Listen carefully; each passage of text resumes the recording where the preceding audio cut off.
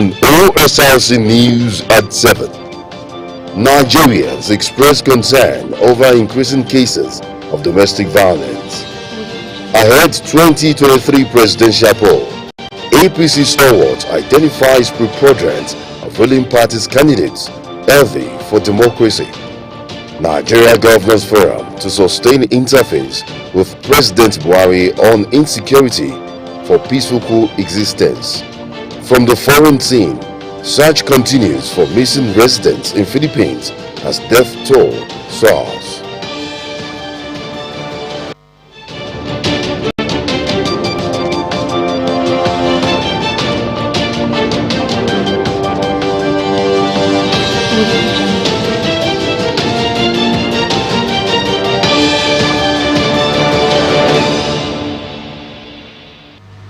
Good evening and thanks for joining us on the news tonight. Oluwatoyin Omodara is my name.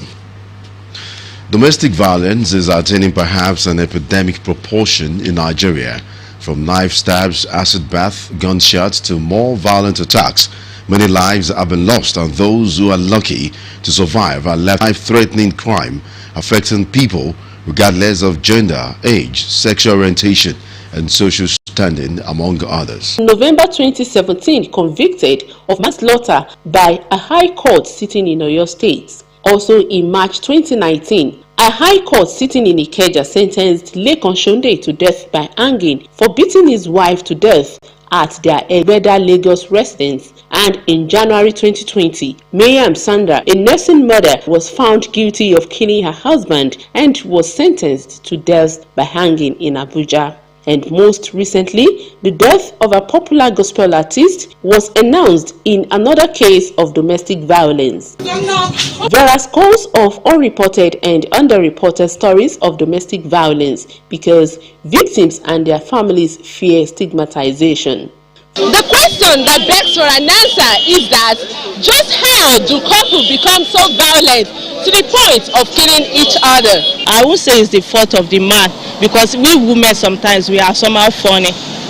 Some men don't tolerate something. They might be correcting and they are feed up. They will feel like beating is the best option for them. Laziness. The spirit of violence can come on anybody that cannot control his behavior. And I can say it's the lack of understanding. Findings show that most reported cases of intimate partner violence arose from accusations of infidelity, altercation of finances, and disagreement on how to run the home. Beyond these socio-economic issues, what exactly goes on in the mind of an abuser, and what are the real trigger of abusive behavior? As at that time, he might want to correct something. Maybe my wife is not giving me enough respect. Let me just cheat her to ensure that I am the owner of this family, and it should give me that kind of respect. It may not even mean much harm, and at times the anger may come from uncontrolled character. Think about your children. What if I beat this woman die? Who will take care of my children? Victims of abuse are sometimes caught in the web of economic powerlessness, and in cases like this, seeking help or walking out of the relationship is not an option. Experts say children from abusive homes are often psychologically traumatized with attendant negative outcomes. Who are the Boko Haram? Who are the bandits? Who are the kidnappers? Who are the Yahoo boys? Most of them, when you go into order, who are the cultists? Most of the time when you go into this state, there are people that come from homes that are not real home, where husband and wife are either living together but not banding together. Individuals, they advised, must be able to discern the writing on the wall before it is too late, just like the brave case of an Ebonyi lady who called off her wedding after repeated abuses from her would-be husband. Omoshiliola Adesoye Ajayi, Osrc News. Wife of Ondo State Governor Mrs. Betty Anyanwu has stressed the need for gender mainstreaming to foster peace, equity, and fairness in society. The wife of the governor, who spoke at a town hall meeting tagged Ada Owerri Speaks in Owerri, Imo State, posted that gender mainstreaming will ensure our policies respond more effectively to the needs of all citizens. Government House correspondent Omoriola Ngweji reports that the theme for the town hall meeting is disruptive thinking, an inevitable panacea for sustainable development, and was attended by the acting governor of Ondo State, Mr. Lucky Aiyedatiwa. It is the maiden edition of Ada Owerri Speaks, and its objective is to engender robust conversations for development.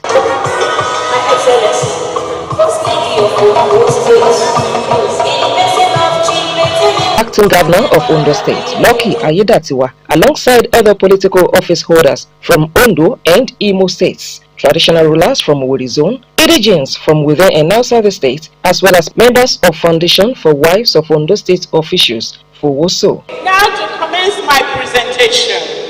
In her speech, rapid change for disruption is inevitable in life. Mrs. Anyanwu Akeredolu said, part of the objectives of this conversation is to disrupt, interrogate, and constructively challenge current order and status quo for better community leadership and efficient political representations. If we desire enduring development, transformation, and emancipation of our people, current status quo must be challenged. People who have sincerity or purpose that will come together and start this. And I've said I've volunteered to be part of that conversation, and that's why we're here. She stressed the need for gender mainstreaming in the interest of peace, equity, and fairness, noting that the country is lagging behind because of gender inequality. Describing Mrs. Anyanwu Akeredolu as a strong woman behind the success story of her husband, the acting governor of Ondo State, Lucky Aiyedatiwa, called for concerted efforts to encourage women political participation at all levels. The conversation has just begun. From all that you can see, and you've heard her said that she's from here, by birth, by blood, and she has something to offer. In fact, great, or if you like, huge things to offer. He said the All Progressive Congress, APC, has in this wise declared free nomination forms for female aspirants ahead of the 2023 general election as part of its effort to promote gender equality. Others, in their goodwill messages, expressed confidence in Mrs. Anyanwu Akeredolu's ability to foster the growth of the area. The roles are shaping up. The young girls are being empowered. And I asked her last week, I said, are you the chairperson of all the first ladies in Nigeria? Because you are the only one who watch on Facebook. And she's Betty Akeredolu. She's a woman we are very proud of. If we are not proud of her, I wouldn't be here. The more girls from Imo State also graced the event, showcasing their taekwondo skills. The program was organized by Ada Owerri 1 and Betty Anyanwu Akeredolu Foundation to accelerate development of her home state. Omoriola Ngweji, Osrc News. Let's go for a break now. When we come back, we'll serve you more stories on the news. Please stay with us.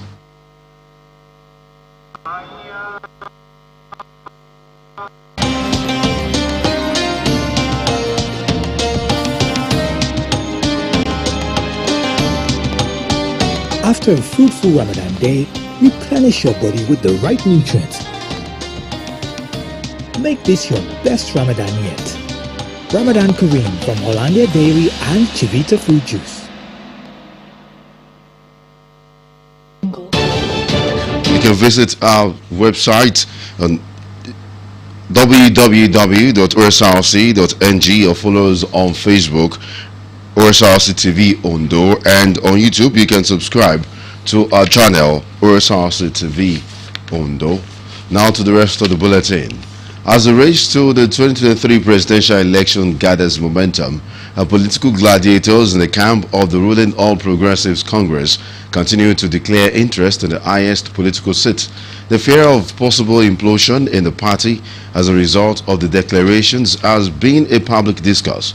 Reacting to the anxiety via Zoom, an APC stalwart, Ifeoluwa Oyedele said the declaration signpost the entrenchment of democratic ethos within the party, which will aid a healthy selection process of the party's flag bearer.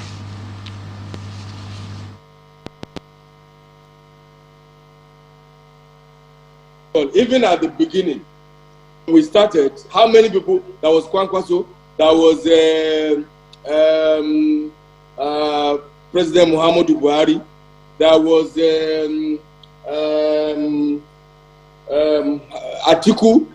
In the same party, there was Okorocha. There were about 6-7 people who contested against Mr. President in 2015. It is a very good development. It means that the party has so many good people who think that they are capable. And it is the duty, and look, in America, when the election was on, I think Democrats have about 15 people, Republicans have about 20 people, and that's even contesting against the sitting president at the time. So that's democracy. Do you want the party to shut its door to certain people? No. This shows that we are a truly democratic party, and I'm sure that at the right time we will elect a candidate, however we choose to do it in accordance with the laws of the land, whether it is by consensus, whether it is by direct primary or indirect primary. We will choose a candidate that will be the candidate to beat in Nigeria. So I think it's a very good development. We are not under any pressure. We are not disorganized, and it's just a matter of time before the right decision is taken. We'll pick the best among all of them. Party, Bola Tinubu and Vice President Yemi Osinbajo, among other bigwigs in the ranks of the party, has changed the tone of the presidential race. Atiku, Korocha, there were about 6-7 people who contested against Mr. President in 2015. It's a very good development. It means that the party has so many good people who think that they are capable, and it is the duty. And look, in America, when the election was on. Meanwhile, the political stage is getting fired up across the country as Nigerians warm up for the general poll. The election will witness a change of guards in different states, as no fewer than 18 governors will not be seeking re-election, having completed the constitutional two-term provision.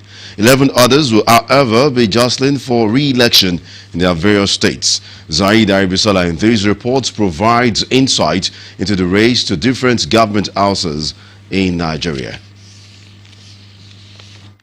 To different government houses in Nigeria has begun. In year 2023, governorship elections will be held in 30 states across the country. 28 of them are scheduled to be conducted in March 2023, while those of 2 other states of Bayelsa and Kogi will take place in November of the same year. A look back to the last general election. The conduct of the governorship election on night of March 2019 produced governors who were re-elected as well as first-timers.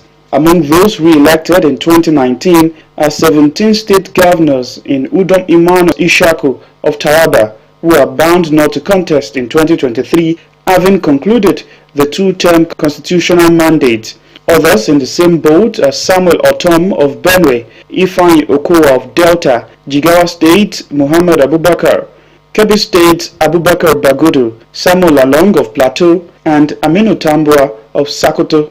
We have this problem of capacity in our political leadership. So it makes the assessment very, very difficult. Unless you now narrow it down to have a global assessment of the performance of the governor. How do you assess in a situation where everybody is campaigning for security? I pity the governors for their lack of capacity or power that is bestowed on them by the Constitution in view of the lopsidedness in our federal arrangement. This orientation of it is our turn. You have to zone the governorship to the south, you have to zone the presidency to the north, you have to zone the vice presidency, then we even talk of religion. However, in 11 states such as Lagos, Oyo, Ogun, Nasarawa, Kwara, Gombe, Borno, Bauchi, Adamawa, Kogi and Bayelsa, the incumbents will seek re-election. In terms of the economic outlook, nothing is going to change. In terms of the political attitude, nothing is going to change. In terms of the cultural outcome, nothing is going to change. The only thing that is going to change is the new guard. The governor who is still sitting in his place would need to fight for the party to which he belongs. Would need to fight to be able to nominate people to the offices that should come to the state. The intrigues and permutations have begun. Politicking is still preponderantly on the leader living, trying to choose a protege. So the politicking is still about people, and that's why the National Assembly have tried to actually weaken governors who will come to primaries with their aides as delegates, so that the governor, because if I want to install the next governor, and the governor already have enough aides to give the necessary votes. So that's why they've brought that in. Maybe that will actually help a lot to bring somebody that who does not have the backing of the governor, because in recruiting these leaders, most of Nigerian governors had not learned their lessons. They want to choose the yes person to replace them, to take over from them, and the yes person will turn 360 degrees against them in the shortest time possible. While commencement of campaign by political parties for governorship election is slated for Wednesday, 12th October 2022, regular governorship election, according to the Independent National Electoral Commission, is scheduled to hold on March the 11th, 2023. Sahid Aribisala, Osrc News. Still talking politics, the People's Democratic Party (PDP) has again adjusted its timetable and schedule of activities for the 2023 general elections. The PDP announced the adjustment in a statement by its National Publicity Secretary, Mr. Debo Ologwagba. Ologwagba said that the new closing date for the purchase of forms has been extended to Tuesday, April 19, while the last day for the submission of completed forms has been extended to Wednesday, April 20. Olugwagba said that the party adjusted the timetable to make up for the 2 days public holiday for Easter celebrations as announced by the federal government. Wife of the governor of Ondo State, Mrs. Betty Ayawa Akredolu, has tasked Christians to follow Christ's example in showing affection for the weak and downtrodden. Mrs. Akredolu, who felicitated Christians on the occasion of Easter, said Christ's death and resurrection symbolized the ultimate sacrifice, and then stressed the importance of showing affection to those abused, subjugated, or maltreated. The governor's wife also called for justice in the affairs of the country, noting that it is vain celebrating Easter without upholding the requisite ideas. Meanwhile, the Radio, Television, Theatre and Arts Workers Union of Nigeria, RATAU, Ondo State Council, has congratulated members on the occasion of Easter. In a statement, the state chairman, Kaode Olorunfemi, congratulated Christians for witnessing another celebration despite the prevailing challenges bedeviling the country. Mr. Olorunfemi urged members to be exceptional in their official responsibilities and called on the federal government to, as a matter of urgency, address the astronomical rise in the price of diesel and hike in prices of food. Ondo RATAU, through its chairman, also commended the state government for its effort at tackling insecurity through the Amotekun initiative. The West African Examinations Council, WAEC, says there is no clash in its examination date with this year's Unified Tertiary Matriculation Examination, UTME, organized by the Joint Admissions and Matriculation Board, JAMB. The Council's head of national affairs, Mr. Patrick Areha, in a clarification, assured the public that there is nothing to worry about as there is no clash in dates for the examination with the UTME as reported. Concerns have been raised by some stakeholders, including parents, that a clash might endanger the performance of some candidates in both examinations. The Nigeria Governors Forum has donated 50 million naira to the victims of Kaduna-Abuja train attack. Chairman of the forum and Governor of Ekiti State, Dr. Kade Fahimi, announced the donation while leading a two-man delegation of the forum to Kaduna State to commiserate with the government and people of the state on the recent Abuja-Kaduna train attack, which claimed many lives while several others were kidnapped. Dr. Fahimi expressed sympathy to Kaduna State and its people and described the attack as mind-boggling. He maintained that governors will continue to talk to the president on the challenges. A former military governor of Kaduna State, retired Colonel Abubakar Umar, has advised the federal government to suspend the planned national population census. In a statement, Colonel Umar asked the government to rather focus its attention on tackling the security challenges in the country, describing the planned population census by the government as shocking, saying President Muhammadu Buhari should concentrate on finding a lasting solution to the disturbing activities of bandits, terrorists and other criminals disturbing the peace of the country. Governor Hope Uzodinma of Imo has called on the people of the state, especially aggrieved residents, to shun violence and embrace peace. He pleaded that it was about time they turned a new leaf to prevent the state from slipping into a killing field where the blood of innocent residents flow freely. The governor made the plea in his Easter message to the people, where a re-echoed his call on sponsors and perpetrators of violence to sheath their swords and give a chance for reconciliation. In the spirit of the Easter season, Governor Uzodinma urged such persons to go through the proper legal channels to lodge their grievances. And to the foreign scene, the search is on for people missing in the Philippines after tropical storm Maggie swept through. More than 100 people have been killed and at least 200 are missing. The storm made landfall on Sunday, triggering landslides and flooding in eastern and southern coastal areas. Chisom Egono has details. Catagnas was a typical rural village of a few hundred families. It had rice fields, a church and a school. Now it's the scene of some of the biggest devastation in the Philippine province of Leyte. It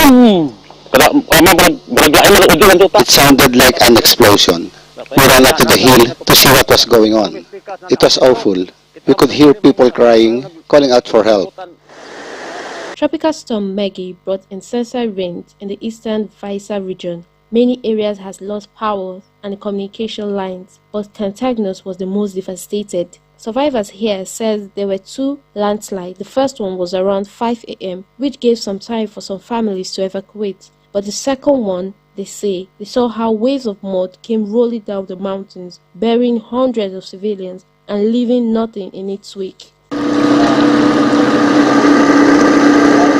On the other side of the hill, 4 bodies have been pulled out from the rubble. Government responders are doing the best they can, but their efforts have been hampered by more rain. The mud is at least 5 meters deep, so they will have to wait before they can bring in heavy equipment. All visible na cadaver nakuha. We could only get bodies in the periphery because it is dangerous even for our men.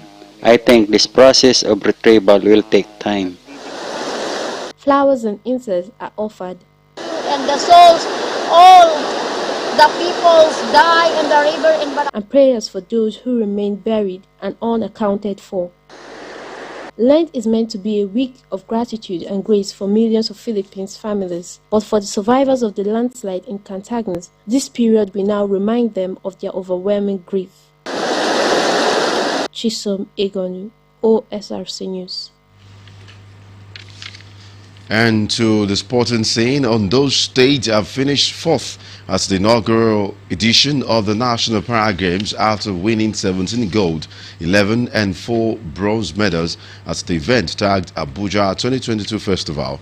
The 6-day event held at Moshood Abiola National Stadium, Abuja, saw Bayelsa win 31 gold, 30 silver and 32 bronze medals.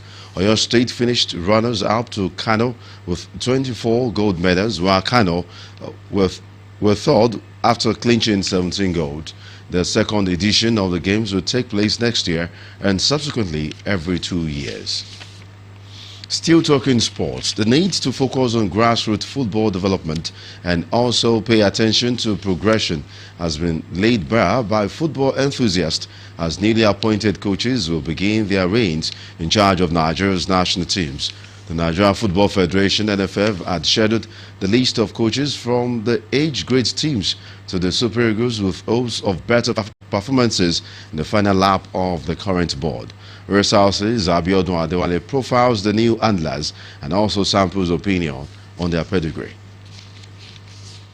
Call it a reconstitution, position, or even a recycle of names. The Nigeria Football Federation has called the shots on the handlers of the various men's national teams, perhaps in the wake of the most consequential disappointment for the current NFF board.